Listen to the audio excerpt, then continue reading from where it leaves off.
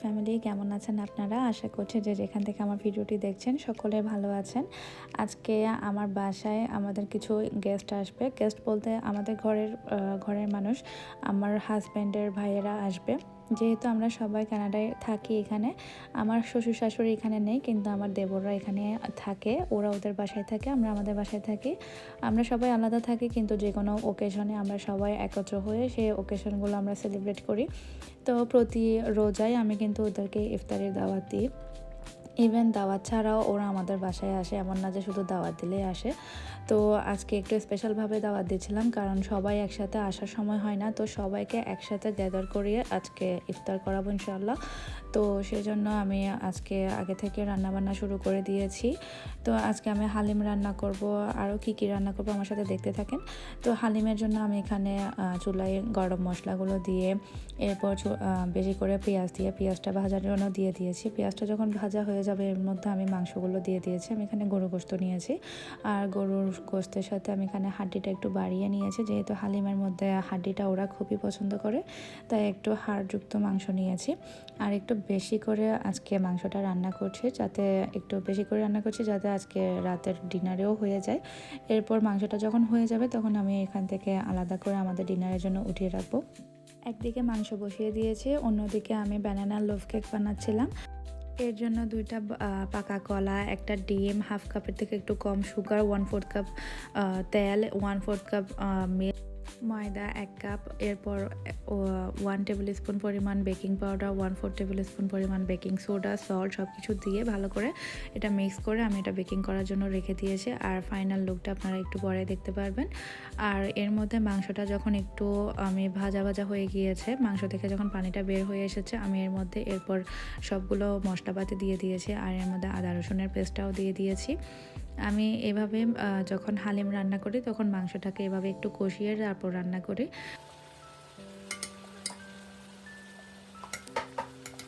হলুদের গুঁড়া, মরিচের গুঁড়া, black pepper, cumin, coriander, mix spices, এরপর ব্ল্যাক পেপার সব কিছু দিয়ে আমি ভালো করে কষিয়ে নিয়েছি। যখন কষানো হয়ে গিয়েছে, আমি এর মধ্যে গরম পানিটা দিয়ে দিয়েছি সিদ্ধ করার জন্য।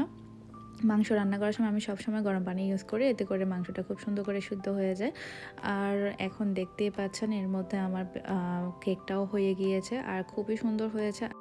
এই কেকটা আমাদের ঘরে সবাই পছন্দ করে, আমি, আমার হাজব্যান্ড, আমার ছেলে, ইভেন আমার ছোট দেবরও খুব পছন্দ করে, তাই ওদেরকে আমি ইফতারিতে এই কেকটাও দিয়েছি। ওরাও খেয়ে টেস্ট করেছে আর বলেছে খুবই মজা হয়েছে। প্রায় সময় আমি এই কেকটা ঘরের মধ্যে বানিয়ে থাকি। আপনারাও কিন্তু ঘরের মধ্যে চাইলে এই সিম্পল রেসিপিটা ইউজ করে আপনারা এই কেকটা বানিয়ে নিতে পারেন। আর এটা আমি সেহেরিতেও খেয়ে থাকি। এটা যেহেতু হেলদি, তাই আমি এটা প্রায় সময় ঘরের মধ্যে বানাই আমার ছেলের জন্য বা আমাদের জন্য। আপনারা চাইলে এই ইজি কেকটা ঘরের মধ্যে বানাতে পারেন। এরপর আমি একে একে আমার অন্য প্রিপারেশনগুলো করে নিয়েছিলাম। হালিমের জন্য আমি এখানে বিভিন্ন ধরনের ডাল নিয়েছিলাম। এটা আসলে হালিমের প্যাকেটের মধ্যে বিভিন্ন ধরনের ডালগুলো একসাথে দেওয়া ছিল। আর যদি আপনি এটা আলাদা করে ডাল কিনতে চান, তাহলে হয়তো অনেক রকমের ডাল আপনাদেরকে আনতে হবে, তাই আমি এখানে হালিমের প্যাকেটটা ইউজ করেছি। এর মধ্যে খেসারির ডাল ছিল, চনার ডাল ছিল, তারপর মাছ ডাল ছিল, কিছু মসুরের ডাল ছিল, অনেক রকমের ডাল, মানে 4-5 রকমের ডাল, তারপর গম, সব কিছু ছিল। এরপর আমি এটাকে ভালো করে মিক্স করে নিয়েছি মিক্সারে। এরপর আমি এটাকে গরম পানির মধ্যে অল্প অল্প করে মিশিয়ে নিয়েছি। আমি এটাকে আগে থেকে প্রায় আধা ঘন্টা 1 ঘন্টা আগে থেকে ভিজিয়ে রেখেছিলাম, এতে করে ডালটা খুব তাড়াতাড়ি সিদ্ধ হয়ে যায়। আর আপনারা যদি ডালটা মাংসের সাথে রান্না করে এরপর ব্লেন্ডার করতে চান, এটাও করতে পারেন। যেহেতু আমি এখানে হাড়যুক্ত মাংস নিয়েছি, তাই আমি এটাকে আগে থেকে ব্লেন্ড করে রেখেছিলাম, যাতে পরে আমাকে আর মাংসগুলো হালিমটা আর ব্লেন্ড করতে না হয়। তো এরপর সব কিছু ভালো করে মিক্স করে আমি মানে অনবরত নাড়তে নাড়তে আমি এটাকে রান্না করে নিয়েছি। আর এর মধ্যে আমি কাঁচামরিচ আর টমেটোটাও দিয়েছিলাম, তো এতে করে হালিমের ফ্লেভারটাও খুব ভালো হয়। আমি এটা যখন ওদেরকে সার্ভ করব, তখন এর মধ্যে আমি একটু তারকাটা দিয়ে দিব, পেঁয়াজ আর রসুনের তারকা। এখন আমি এভাবে রেখে দিয়েছি। আর এখন আমি বানিয়ে নিচ্ছিলাম যে ফালুদা। আপনারা যখন আমি যখন বেশি মানুষকে দাওয়াত দিই, তখন আমি একদিন আগে থেকে সব রান্নার প্রিপারেশনগুলো শুরু করে দিই। তো আজকে আমি বাসায়, যেহেতু ওরা ঘরে মেহমান আসবে, ঘরের মানুষ আসবে, তাই আমি সিম্পল একটা 3 পিস পরে নিয়েছিলাম। এখানে আমি ফালুদার জন্য জেলিগুলো বানিয়ে রেখেছিলাম।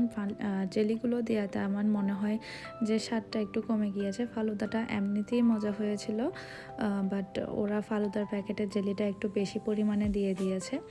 এরপর আমি এখানে চনাটা রান্না করব, আজকে বুট রান্না করব। আমাদের বাংলাদেশে কিন্তু প্রতিদিন এই চনা বুট থাকতেই হয় ইফতারিতে, কিন্তু এই ঈদে কিন্তু এই রোজার মধ্যে আমরা তেমন একটা চনা বুট খাইনি। যেহেতু আজকে সবাইকে দাওয়াত করছি তাই চনা বুটটা রান্না করছিলাম। আর আমার সাথে কি হয়েছে জানেন, আমি ভুলে গিয়েছিলাম যে মানে চনা বুটটা আগে থেকে মানে ভিজিয়ে রাখতে, যেহেতু এটা কমসে কম 5 থেকে 6 ঘন্টা ভিজিয়ে রাখতে হয়। তো সেই জায়গায় আমি মাত্র 2-2.5 ঘন্টা ভিজিয়ে রেখেছি। আপনারা যদি ইনস্ট্যান্ট আপনাদেরকে 2-3 ঘন্টার মধ্যে চনা বুট রেডি করতে হয়, আপনারা একটা কাজ করতে পারেন, গরম পানির মধ্যে ভিজিয়ে রেখে এর মধ্যে একটু বেকিং সোডা দিয়ে এটাকে ঘুরে রাখবেন, মানে ঢেকে রাখবেন। তাহলে দেখবেন এটা খুব তাড়াতাড়ি মানে সোক হয়ে যাবে, পানি সোক করে একটু ফুলে উঠবে। আর এরপর আপনারা সিদ্ধ করে এটাকে রান্না করে নিতে পারেন। তো আজকেও আমি সেই কাজটা করেছিলাম, আর খুব তাড়াতাড়ি কিন্তু চনা বুটগুলো হয়ে গিয়েছিল, আর খুব তাড়াতাড়ি আমি এটাকে রান্না করতে পেরেছি। তো আমি এই রান্নার প্রসেসটা আর দেখালাম না, যেহেতু আমার চ্যানেলে অলরেডি এটার একটা রেসিপি দেওয়া আছে। আর এভাবে কিন্তু চনা বুট রান্না করলে আমাদের ঘরে সবাই খুব পছন্দ করে। আপনারাও কিন্তু আমার রেসিপিটা দেখে নিতে পারেন। এরপর আমি আজকে ফ্রুট চাট বানাবো, তাই অনেক রকমের ফ্রুট নিয়ে নিয়েছি এখানে। আমি এখানে আপেল, তারপর যেটা নাশপাতি থাকে ওইটা, এরপর আম, কমলা, আঙ্গুর সব কিছু একটু ছোট ছোট কিউব কিউব করে আমি এগুলোকে কেটে রেখেছি। আর আমাদের ঘরে আমি, আমার ছোট দেবর, এরপর আমার যা খুব পছন্দ করে, আর খুব পছন্দ করি আমরা ফ্রুট চাটটা। তো আজকে ওদেরকে একটু ডিফারেন্ট করে ফ্রুট খাইয়েছি, হয়তো ওরা আগে কখনো এইভাবে ফ্রুট চাট খায়নি। তো সবাই জিজ্ঞেস করছিল যে ফ্রুটের মধ্যে আমি কি দিয়েছি, কারণ ওরাও খুব এনজয় করে পুরো এক বাটি ফ্রুট সবগুলো খেয়েছে। তো আমি এখানে সিম্পল জাস্ট 2টা জিনিস দিয়েছি, তেমন কিছুই দিনে, কিন্তু ফ্রুটটা খুবই মজা হয়েছিল ফ্রুট চাটটা। আমি এখানে জাস্ট সল্ট দিয়েছি আর ব্ল্যাক পেপার দিয়েছি, এতে ফ্রুট চাটটা অনেক মজা হয়েছে আর সবাই খুবই এনজয় করেছে। ইফতারের ঠিক 1 থেকে 1.5 ঘন্টা আগে আমি ভাজা পোড়াগুলো করে রাখছিলাম। তো আগে থেকে বানিয়ে রাখা স্প্রিং রোলগুলোও ভেজে রাখছিলাম। একই সাথে পেঁয়াজের জন্য খামিটাও রেডি করছিলাম। এখানে আমি আগে থেকে মসুর ডালটা মানে বেটে রেখেছিলাম। এর মধ্যে আমি চাউলের গুঁড়া দিয়েছিলাম। আমি সাধারণত পেঁয়াজের মধ্যে ডাল বাটা ছাড়া অন্য কোনো কিছুই দিই না, বা মানে কোনো চাউলের গুঁড়া বা বেসন এগুলো দিই না। যেহেতু আজকে পেঁয়াজের খামিটা একটু নরম হয়েছিল, তাই এটাকে একটু শক্ত করার জন্য আমি এখানে একটু চাউলের গুঁড়া ইউজ করেছি। এরপর পেঁয়াজ, ধনিয়া পাতা, কাঁচামরিচের কুচি, এরপর হলুদের গুঁড়া, মরিচের গুঁড়া সব কিছু দিয়ে এখানে আমি পেঁয়াজের খামিটা বানিয়ে রেখেছিলাম। আর পেঁয়াজের খামি বানাতে গিয়ে ওখানে দেখতেই পেরেছেন যে আমার একটা ডিব্বা, মানে চিকেন স্টক পাউডার একটা ডিব্বাটা পেঁয়াজের খামের উপর পড়ে গিয়েছে। মানে যখন কোনো কিছু তাড়াহুড়া করে বানাতে যায় তখন এমনই হয়, মানে কাজ হওয়ার জায়গায় উল্টা বেড়ে যায়। এরপর আমি আগে থেকে যে বেসনের খামিটা বানিয়ে রেখেছিলাম বেগুনের জন্য, সেখানের মধ্যে বেগুনগুলো পাতলা পাতলা করে কেটে একটা একটা করে বানিয়ে রেখেছি। এই তো আমার সবগুলো ইফতারি আলহামদুলিল্লাহ রেডি হয়ে গিয়েছে, আর আমার দেবররাও সবাই চলে এসেছে। তো আজকের ব্লগটা আমি খুব সিম্পল আর ছোট করে বানিয়েছি।